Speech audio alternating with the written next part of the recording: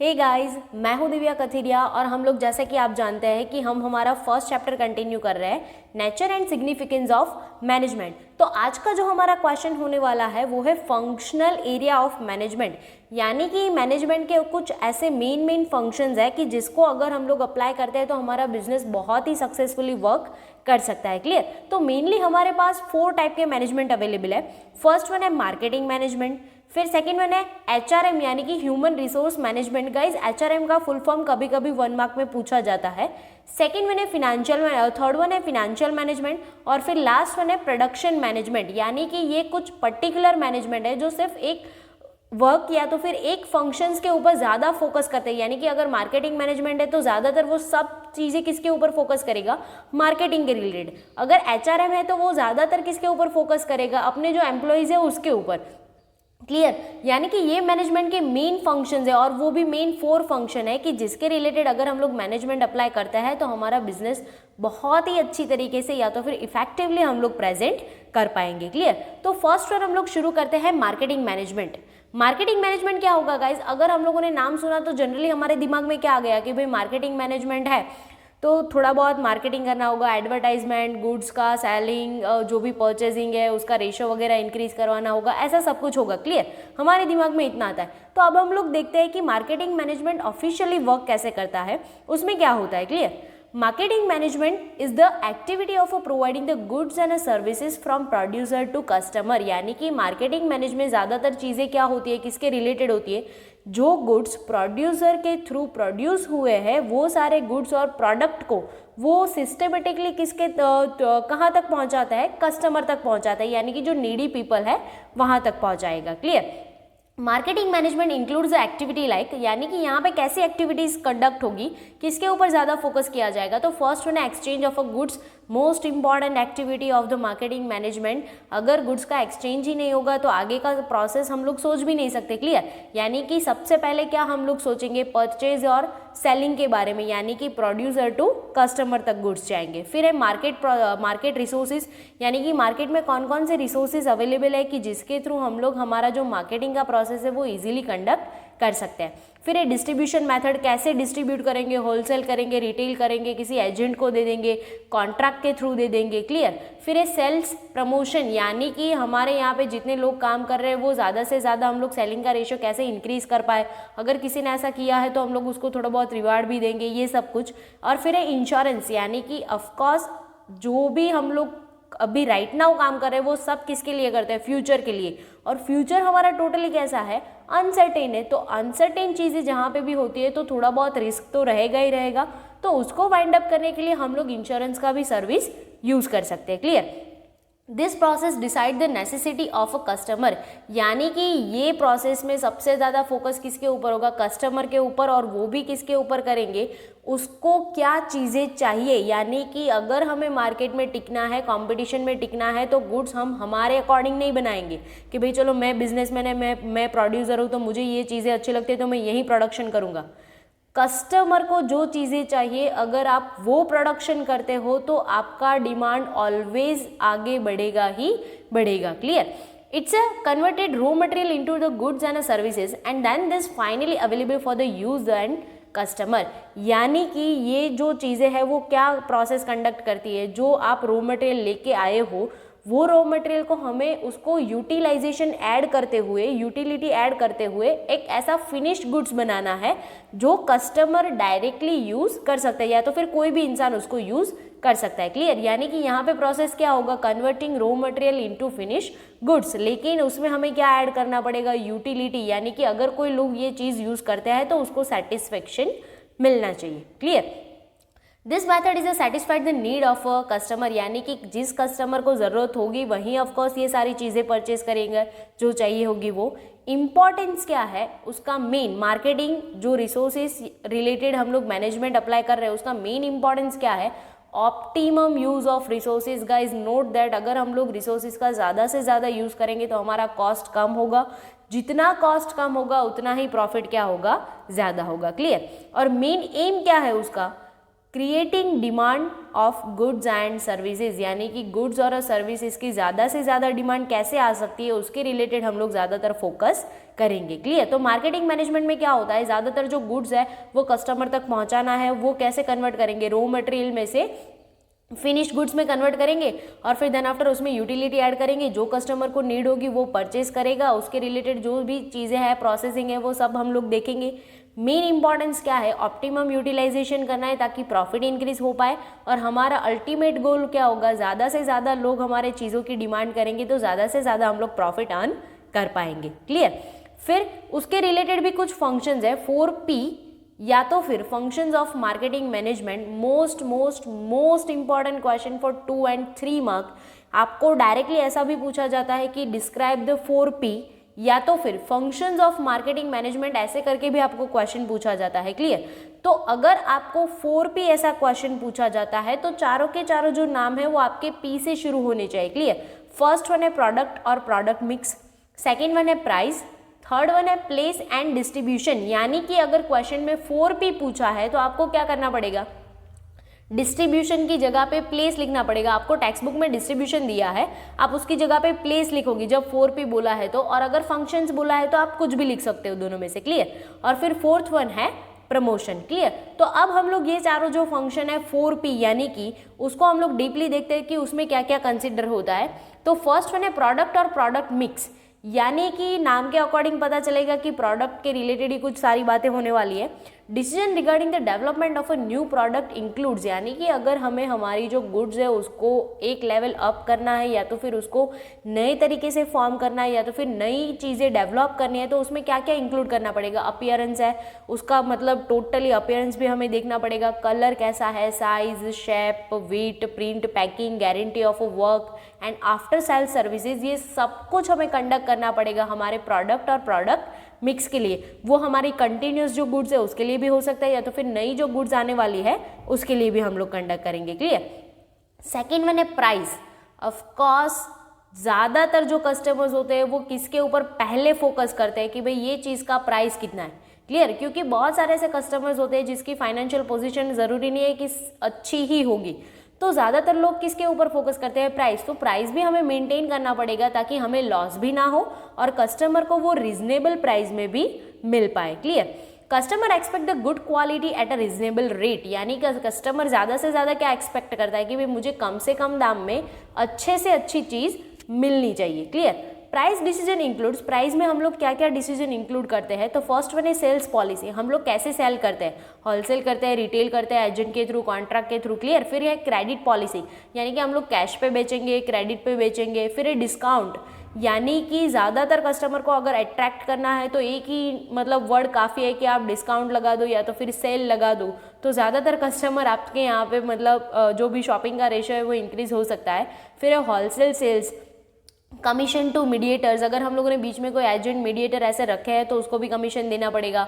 फिर retail sale, यानी भी छोटी बड़ी जो दुकानें हैं वहाँ से हम लोग सप्लाई करते हैं या तो फिर वहाँ पे बेचते हैं। तो ये सारी चीज़ें प्राइस में इंक्लूड होगी, क्योंकि ये सारी चीज़ों के रिलेटेड जितना भी कॉस्ट होगा ऑफकोर्स वो हम लोग हमारे जेब से तो देने वाले नहीं है, वो अल्टीमेटली हम लोग कहाँ पर ऐड करते हैं, जो प्रोडक्ट का प्राइस होता है वहाँ पे ऐड करते हैं। तो हम लोग ये सारी चीज़ों को जितना कंट्रोल करने की ट्राई करेंगे हमारा कॉस्ट भी उतना ही कम आएगा और उतना ही हमारा प्रॉफिट इंक्रीज हो पाएगा। क्लियर? फिर जो थर्ड वन है वो है प्लेस और डिस्ट्रीब्यूशन, यानी कि ये सारी जो चीज़ें हैं उसको डिस्ट्रीब्यूट कैसे करना है, कैसे पहुँचाएंगे, वो सब चीज़ें। Clear? Distribution mix include the decision regarding the various way of selling, यानी कि हम लोग कैसे सेल करेंगे, कैसे कस्टमर तक पहुंचाएंगे, ये सारा जो डिस्ट्रीब्यूशन का वे है वो हम लोग यहाँ पे देखेंगे। तो फर्स्ट वन है डायरेक्ट सेलिंग, डायरेक्टली सेलिंग कर सकते हैं प्रोड्यूसर टू कस्टमर, यानी कि जो चीज़ें बनाता है वो डायरेक्टली कस्टमर को सेल कर देता है। फिर देन आफ्टर है थ्रू होलसेलर, यानी कि हम लोग क्या करेंगे, लोगों तक बेचने सेल करने के लिए नहीं जाएंगे, बेचने नहीं जाएंगे, हम लोग क्या कर देंगे, जो होलसेल के मतलब जो व्यापारी होते हैं या तो फिर जो बंदे होते हैं उन लोगों को बुला के हम लोग क्या कर देंगे, हमारा जो जितना प्रोडक्ट्स है वो उन लोगों को दे देंगे और वो क्या करेंगे, फिर कस्टमर को, रिटेलर को जैसे बेचना है वो बेच सकते हैं। फिर है रिटेलर्स एजेंट, यानी कि छोटी बड़ी दुकानों के जो एजेंट होते हैं हम लोग उसको भी डायरेक्टली हमारा जो प्रोडक्ट है वो दे सकते हैं और फिर वो कस्टमर को दे सकते हैं। और फिर है प्रॉब्लम रिलेटेड टू ट्रांसपोर्ट, यानी कि हमारा जो गुड्स है from one place to another place तक पहुंचाने के लिए जो ट्रांसपोर्टेशन सर्विसेज के प्रॉब्लम्स होते हैं वो भी हम लोग यहाँ पे डिस्कस करेंगे, क्योंकि हमें गुड्स कस्टमर तक कैसे भी करके पहुंचाना है। क्लियर। फिर लास्ट वन जो फंक्शन है 4P का वो है प्रमोशन। प्रमोशन का मेन एम क्या होता है, गोल क्या होता है, इंक्रीज इन अ सेल, यानी कि हम लोग जैसे जैसे सेलिंग अगर कोई बंदा हमारे यहाँ पे काम कर रहा है उसकी वजह से हमारा सेलिंग का रेशियो बहुत ही ज़्यादा इंक्रीज हो रहा है तो हम लोग उसको प्रमोशन भी दे सकते हैं, या तो फिर उसको अप्रिशिएट करेंगे तो उसके रिलेटेड जो भी हमारी प्रेस्टीज गुड्स है, गुडविल है, वो हमारी इंक्रीज हो सकती है। प्लस प्रमोशन का मेन मीनिंग यहाँ पे हम लोग बिजनेस के कंसिडरेशन में क्या लेंगे कि भाई हमारा जो गुड्स है वो ज़्यादा से ज़्यादा हम लोग उसको प्रमोट करें, ज़्यादा से ज़्यादा उसको एडवर्टाइज करें, पब्लिसिटी करें, ताकि वो लोगों तक पहुंच पाए। क्लियर। अगर लोगों तक पहुंचेगा ही नहीं हमारे गुड्स का इन्फॉर्मेशन तो वो लोग परचेस ही नहीं करेंगे। तो फर्स्ट स्टेप हमें क्या करना है, गुड्स को प्रमोट करना है, प्रमोशन करना है कि भाई उसका ज़्यादा से ज़्यादा एडवर्टाइज करके लोगों के दिमाग तक हमें उसको पहुँचाना है। क्लियर। इंक्लूड्स मैटर, लाइक यहाँ पे मैटर्स होंगे। फिर एडवर्टाइजमेंट हम लोग कर सकते हैं, पब्लिसिटी कर सकते हैं, सेलिंग थ्रू सेल्समैन कर सकते हैं। बहुत सारी ऐसी कंपनी होती है जो अपना नया गुड्स अगर कुछ इंट्रोड्यूस करती है तो उसके छोटे छोटे सैंपल सेल्समैन को लेके बेचते हैं और फ्री में मिलते हैं, ऐसा कुछ होता है। फिर अट्रैक्ट कस्टमर्स, यानी कि कस्टमर को अट्रैक्ट करने के लिए हम लोग बहुत सारी डिफरेंट स्कीम्स अलॉट कर सकते हैं कि भाई by one get one free होता है, डिस्काउंट मिलेगा 5% 10%, उसके कुछ कूपन्स होते हैं, या तो फिर हम लोग लकी ड्रॉ वगैरह करके प्राइज भी किसी कस्टमर को, विनर कस्टमर को दे सकते हैं। क्लियर। फिर अट्रैक्ट ट्रेडर्स, यानी कि सेम जैसे कस्टमर को अट्रैक्ट करना है हमें ट्रेडर्स को भी अट्रैक्ट करना पड़ेगा, तो ही वो हमारे यहाँ से सेलिंग परचेसिंग का जो रेशियो है वो हमें इंक्रीज करने में हेल्प करेंगे। क्लियर। तो ये हो गया हमारा मार्केटिंग मैनेजमेंट। उसके अंदर 4 फंक्शन थे हमारे 4P, जो कि बहुत ही ज़्यादा इंपॉर्टेंट क्वेश्चन है। Clear guys. अब सेकेंड में जो हमारा मैनेजमेंट है वो है ह्यूमन रिसोर्स मैनेजमेंट, यानी कि HRM शॉर्ट फॉर्म भी पूछा जाता है। अब नाम से ही हम लोगों को पता चल जाता है कि ह्यूमन रिसोर्सेज है, यानी कि सबसे ज़्यादा फोकस किसके ऊपर होने वाला है, हमारे जो लाइव असेट यानी कि एम्प्लॉयज़ है उसके ऊपर। क्लियर। तो उसमें देखते हैं human resource management is the process which includes a matter like, यानी कि यहाँ पे कौन से मैटर्स हम लोग इंक्लूड करेंगे, कंसिडर करेंगे। तो फर्स्ट वन है प्रोफिशिएंसी है, नॉलेज है, इंटेलिजेंस है, लाइक्स एंड डिसलाइक्स है, पर्सनल डेवलपमेंट है, नेसेसिटी है। ये सारी चीज़ें हम लोग इंक्लूड करेंगे, क्योंकि अगर कोई इंसान है तो ये सारी चीज़ें उसको अफेक्ट करेगी of the employees and integrates, यानी कि इन सबको हम लोग क्या करेंगे, हमारा जो बिजनेस है, हमारा जो ऑब्जेक्टिव है उसके साथ मिक्स करने की ट्राई करेंगे, क्योंकि ये दोनों क्या है, कस्टमर्स और बिजनेस, एम्प्लॉयज़ और बिजनेस दोनों पैरेलल है। यानी कि हम लोग हमारे एम्प्लॉय को जितना अच्छी तरीके से रखेंगे वो उतने ही अच्छी तरीके से हमारे लिए काम करेंगे। क्लियर। तो ये सारी जो चीज़ें हैं एम्प्लॉयज़ की उसको हमें इंटीग्रेट करना है, यानी कि मिक्स करना है them with the business objective, यानी कि हमारा जो बिजनेस ऑब्जेक्टिव है उसके लिए हमें इन लोगों को भी कोलैबोरेट करना है।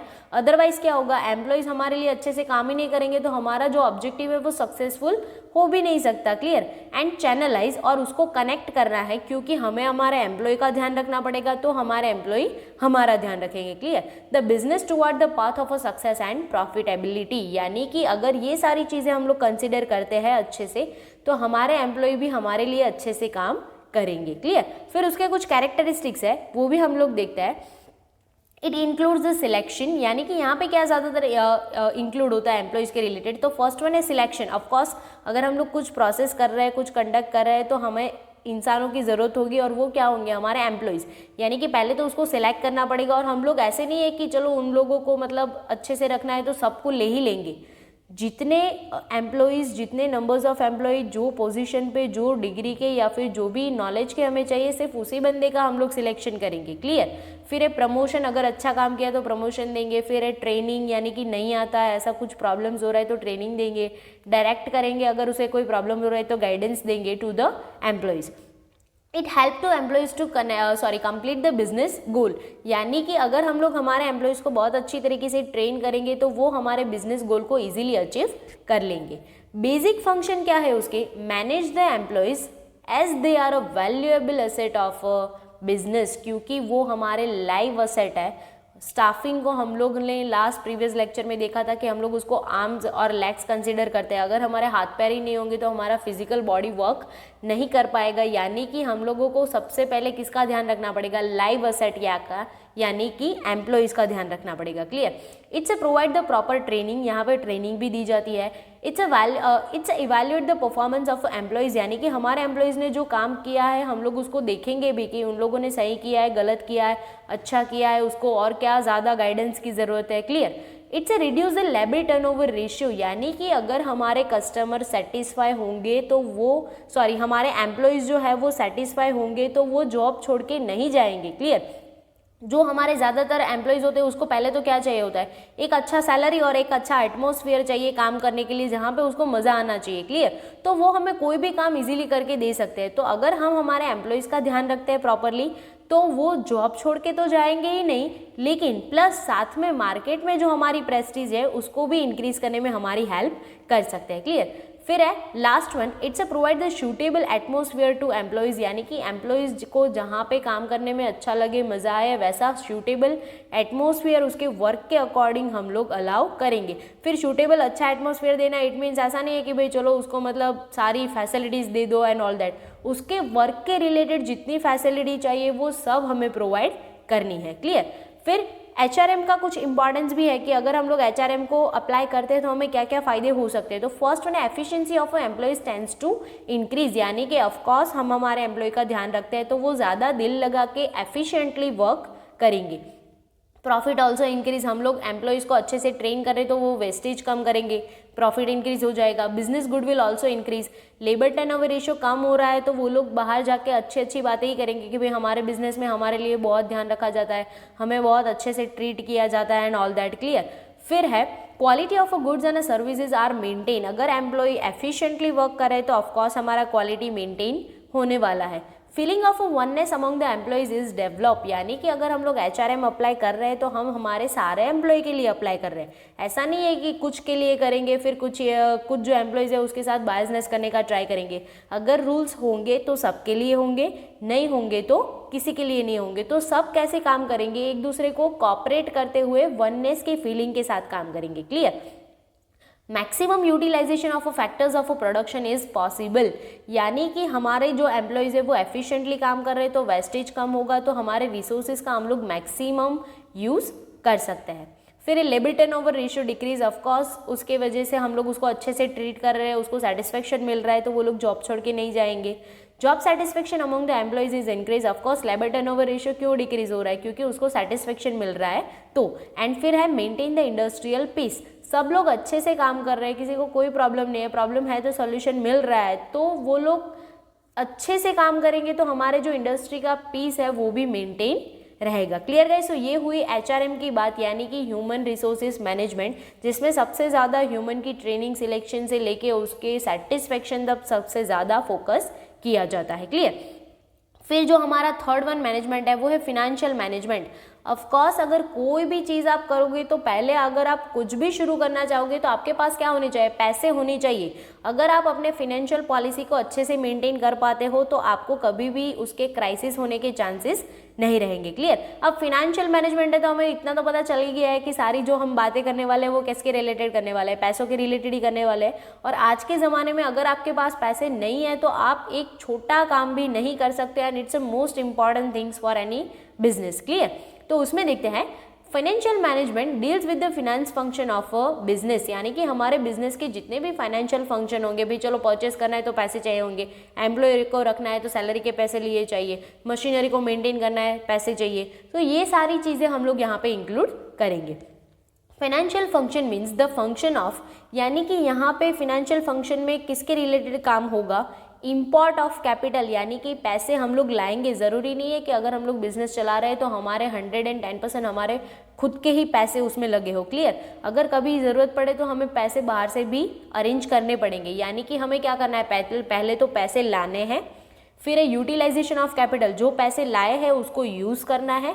और फिर सेकेंड वन क्या करना है, अलोकेशन ऑफ कैपिटल, यानी कि जिस डिपार्टमेंट में जिस एम्प्लॉय के लिए जिस मशीनरी के लिए या तो फिर जो भी काम के लिए पैसे चाहिए उसको उसके इंपॉर्टेंस के अकॉर्डिंग हमें अलॉट करने हैं। क्लियर। फिर ज़रूरी नहीं है कि सारे डिपार्टमेंट को हम लोग सेम ही पैसा दें, जहाँ पे ज़्यादा ज़रूरत होगी, जो ज़्यादा इंपॉर्टेंट काम होगा उसके लिए पहले कैपिटल दिया जाएगा, ज़्यादा दिया जाएगा, जहाँ पे कम ज़रूरत होगी उसको बाद में दिया जाएगा। क्लियर। उसके कुछ फंक्शंस है, कैरेक्टरिस्टिक्स है कि ये कैसे काम करता है, तो वो देख लेते हैं। फर्स्ट वन फंक्शन है एस्टिमेट द फाइनेंशियल नीड। पहले तो हमें ये जानना पड़ेगा कि हमारे बिजनेस के लिए हमें कितने पैसों की रिक्वायरमेंट है। क्लियर। तो ही पता चलेगा ना कि कितना पैसा हमें अरेंज करना पड़ेगा। फिर सेकंड में मेक अ फाइनेंशियल प्लान, यानी कि जो भी फाइनेंस हमारे पास अवेलेबल है उसको कैसे यूज़ करेंगे, किसको देंगे, किसको नहीं देंगे, कितना देंगे, ये सब कुछ प्लानिंग प्रिपेयर करेंगे। क्लियर। फिर है प्रिपेयर बजट, यानी कि अगर हमें हमारे डिपार्टमेंट के लिए पैसे चाहिए तो हमें जो हमारा ऑनर है या तो फिर जो भी टॉप लेवल्स के मैनेजमेंट है उससे हमें हमारा बजट अप्रूव करवाना पड़ेगा। अगर वो अप्रूव करते हैं तो हमें पैसे मिलेंगे। फिर अलोकेट फंड, अगर हमारा बजट पास हो गया है तो फिर हमें क्या मिलेगा, बजट के रिलेटेड फंड मिलेगा, यानी कि टॉप लेवल से ये फंड अलोकेट किया जाता है डिपार्टमेंट के वाइज। क्लियर। फिर है डिसाइड द कैपिटल स्ट्रक्चर, यानी कि हमारा कैपिटल स्ट्रक्चर कैसा होगा वो हम लोग डिसाइड करेंगे, कौन सा स्ट्रक्चर हम लोग फॉलो कर रहे हैं वो। फिर है carry out the process of acquiring the finance, यानी कि अगर हमें बाहर से फाइनेंस लाने की ज़रूरत पड़ रही है तो हम लोग उसके रिलेटेड भी प्रोसेस करेंगे।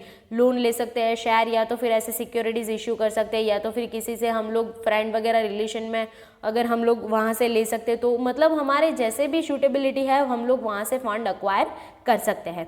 फिर है to see that the acquiring fund properly utilize, यानी कि हम हमारे खुद के पैसे, लोन, शेयर वगैरह कहीं से भी पैसे लाए हैं वो सारे जो पैसे हैं वो प्रॉपरली यूज़ होने चाहिए, वो भी हमें देखना है, क्योंकि पैसे सिर्फ लाके दे नहीं देने हैं, वो पैसे का वेस्ट ना हो या तो फिर मिसयूज ना हो, वो भी हमें देखना है। क्लियर। फिर है to form the financial policy, यानी कि हमें हमारी फाइनेंशियल पॉलिसी भी देखनी पड़ेगी कि हम लोग कौन सी पॉलिसी के अकॉर्डिंग सबको फंड देंगे या तो फिर कैसे फंड यूज़ करेंगे। क्लियर। फिर है to plan for a taxes, of course अगर आप कहीं पे भी कोई भी कंट्री में बिजनेस चला रहे हो तो आपके रिलेटेड जितना भी टैक्स बनता है आपको वो पे करना ही पड़ेगा लीगल लॉ के अकॉर्डिंग। क्लियर। और फिर लास्ट वन है to make the arrangement of asset, यानी कि अगर हम लोग हमारे बिजनेस में मशीनरी असेट्स का यूज़ कर रहे हैं तो उसके लिए भी हमें अरेंजमेंट करना पड़ेगा, क्योंकि असेट के लिए सबसे ज़्यादा पैसे जाते हैं। क्लियर। तो ये हुआ हमारा फाइनेंशियल मैनेजमेंट, यानी कि फाइनेंस को लाने के लिए, यूज़ करने के लिए और उसको अलोकेट करने के लिए जितने भी प्रोसेस होंगी वो सब हम लोग यहाँ पे कंडक्ट करेंगे। क्लियर। और फिर फोर्थ वन है हमारा प्रोडक्शन मैनेजमेंट, यानी कि थोड़ा बहुत दिमाग में तो आ ही गया होगा वर्ड सुन के भी, प्रोडक्शन है यानी कि अगर कोई गुड्स और सर्विसेज का हम लोग प्रोडक्शन करने वाला है तो उसके रिलेटेड ही सारी बातें होने वाली है। क्लियर। तो यहाँ पे देखते हैं production management is a process which includes, यानी कि यहाँ पे क्या इंक्लूड होने वाला है, प्रोडक्शन प्लानिंग, यानी कि कौन सी चीज़ का प्रोडक्शन करेंगे, कितने नंबर्स ऑफ में करेंगे, कैसे करेंगे, कब करेंगे, कौन करेगा, ये सारी चीज़ें हम लोग पहले से प्लान करके रखेंगे ताकि हम लोग फ्यूचर में उसको डायरेक्टली एग्जीक्यूट कर पाए। फिर है डिसाइडिंग प्रोग्राम्स, यानी कि कौन से वे से जाना है, ये सारे प्रोग्राम्स हम लोग डिसाइड करेंगे। मेंटेनिंग कोऑर्डिनेशन, यानी कि जितना अच्छा कोऑर्डिनेशन मेंटेन होगा लोगों के बीच में, लेवल्स के बीच में, डिपार्टमेंट के बीच में, उतना अच्छे से हम लोग एफिशिएंटली वर्क कर पाएंगे। फिर ये डायरेक्शन, यानी कि अगर किसी को प्रॉब्लम्स हो रहा है तो हम लोग उसको गाइडेंस देंगे। और फिर लास्ट में कंट्रोल, यानी कि मॉडर्न मेथड के अकॉर्डिंग कंट्रोल क्या होता है, ट्रेडिशनल के अकॉर्डिंग तो उसका मतलब क्या था कि भाई उसको रेस्ट्रिक्ट करना है, पनिश करना है, व्हाटएवर। मॉडर्न के अकॉर्डिंग क्या होना है, हमें सिर्फ इतना देखना है कि किसी को कोई प्रॉब्लम तो नहीं हो रहा है, या तो फिर हम लोगों ने जो वर्क अलॉट किया है वो प्रॉपरली हुआ है कि नहीं हुआ है। क्लियर। और फिर लास्ट वन जो है हमारे functions and characteristics of production management, तो कौन कौन से फंक्शन है और कैसे काम करते हैं। तो फर्स्ट वन है डिसाइड द प्रोडक्शन प्लान, यानी कि पहले तो हमें प्लानिंग प्रिपेयर करना पड़ेगा जिसके थ्रू हम लोग आगे फ्यूचर में प्रोसेस कंडक्ट करेंगे। फिर अंडरटेक द प्रोडक्शन रिसर्च, हम लोग ऐसा नहीं है कि भाई चलो हमें ये पेन बनाना है, फॉर एग्जाम्पल अगर हम लोग पेन बना रहे तो हमें पेन बनाना है, चलो पेन बनाने लगो, ऐसा नहीं है। हम लोग उसका पूरा रिसर्च करेंगे कि मार्केट में कौन से पेन की ज़्यादातर डिमांड है, कैसा कलर रखेंगे, कितना साइज़ होगा, उसका प्राइस कितना होगा, कौन से कलर की बनाएंगे, कैसा उसका जो भी स्ट्रक्चर होगा वो होगा। क्लियर। तो ये सब कुछ हम लोग रिसर्च करके रखेंगे। फिर है सिलेक्ट द प्रोडक्शन डेवलपमेंट, यानी कि जो हमारा प्रोडक्शन है उसको ज़्यादा से ज़्यादा अच्छी तरीके से कैसे एफिशिएंटली प्रोवाइड कर सकते हैं उसका भी हमें सिलेक्शन करना है। Select the technology and machinery, यानी कि कौन से टेक्नोलॉजी से, कौन से मशीनरी से, कौन से असेट यूज़ करते हुए हम लोग इसका प्रोडक्शन करेंगे वो भी देखना है। Decision regarding the selection of a location, यानी कि मेन इंपॉर्टेंस कि हमारी जो फैक्ट्री है या फिर हमारा जो प्रोडक्शन हाउस है वो कहाँ पे रहेगा, कौन से प्लेस पे सिचुएटेड रहेगा, ताकि हम लोगों का जो ट्रांसपोर्टेशन वगैरह है वो हम लोग कॉस्ट भी कम कर पाए, ये भी तो देखना पड़ेगा ना। फिर है एस्टिमेट द रिक्वायर्ड मटेरियल, यानी कि अगर कुछ गुड्स प्रोडक्ट कर रहे हैं हम लोग तो उसके लिए कितना मटेरियल चाहिए, ये सब कुछ भी हम लोगों को एस्टिमेट करना पड़ेगा। फिर है to have the production control, यानी कि हम लोग जो भी चीज़ों का प्रोडक्शन कर रहे हैं उसका कंट्रोल भी करना ज़रूरी है। To have a quality control, यानी कि मोस्ट इंपॉर्टेंट थिंग्स कि अगर हमें हमारा मार्केट में प्रेस्टीज इंप्रेशन इंक्रीज करना है तो हमारे गुड्स का क्वालिटी सबसे बेस्ट होना चाहिए। क्लियर। फिर है control the expenditure and increase the productivity, यानी कि हमें हमारे जितने भी एक्सपेंसेस हो रहे हैं उसको कम से कम करने की ट्राई करनी है ताकि प्रॉफिट का रेशियो इंक्रीज हो पाए और हमारा जो प्रोडक्टिविटी है, यानी कि जो जितने भी हमारे यहाँ पे एम्प्लॉयज़ काम कर रहे हैं उन सबका जो काम करने का एफिशिएंसी है वो ज़्यादा होना चाहिए। क्लियर। और फिर लास्ट है variation and simplification in product, यानी कि ये मोस्ट इंपॉर्टेंट मतलब गाइस कैरेक्टरिस्टिक्स है कि आप जितना प्रोडक्ट सिंप्लीफाई रखोगे, जितना सिंपल प्रोडक्ट इंट्रोड्यूस करोगे, साथ में थोड़ा बहुत वेरिएशन होगा तो वो बहुत ही डिमांडफुल होगा। ज़रूरी नहीं है कि आप कुछ एक्स्ट्रा ऑर्डिनरी ही आप प्रेजेंट करो, सिंपल चीज़ें अच्छे वेरिएशन के साथ अगर हम लोग प्रोवाइड कर सकते हैं तो उसका भी मार्केट में बहुत ज़्यादा अच्छा डिमांड हो सकता है। Clear guys. तो ये हो गए हमारे चारों के चारों फंक्शंस एरिया के अकॉर्डिंग जो भी मैनेजमेंट थे हम लोगों ने 4 देखे हैं। क्लियर। तो ये चारों के चारों जो मैनेजमेंट है वो बहुत ही इंपॉर्टेंट है और ज़्यादातर उसमें से जो क्वेश्चन पूछे जाते हैं वो 4P पूछा जाता है 2 या 3 मार्क में, और जो प्रोडक्शन मैनेजमेंट अभी हम लोगों ने लास्ट देखा वो भी ज़्यादातर पूछा जाता है। क्लियर। तो फाइनेंस है, HRM है, मार्केटिंग है और प्रोडक्शन, ये चारों के चारों मैनेजमेंट हमारे यहाँ पे आज कंडक्ट हो गए। तो आज का जो हमारा चैप्टर नंबर 1 है वो यहाँ पे ख़त्म होता है। आपको ये पूरे चैप्टर का जो नोट्स है वो डिस्क्रिप्शन में दिए गए हुए लिंक के ऊपर से मिल जाएगा। क्लियर। तो आपको रिवाइज करने में भी बहुत ज़्यादातर ईजी होगा, और अगर आपको अच्छा लगा है तो आप किसी के साथ शेयर कर सकते हो जिसको ज़रूरत है, तो वो भी हमारे ये एजुकेशन का फ़ायदा ले सके। Thank you guys.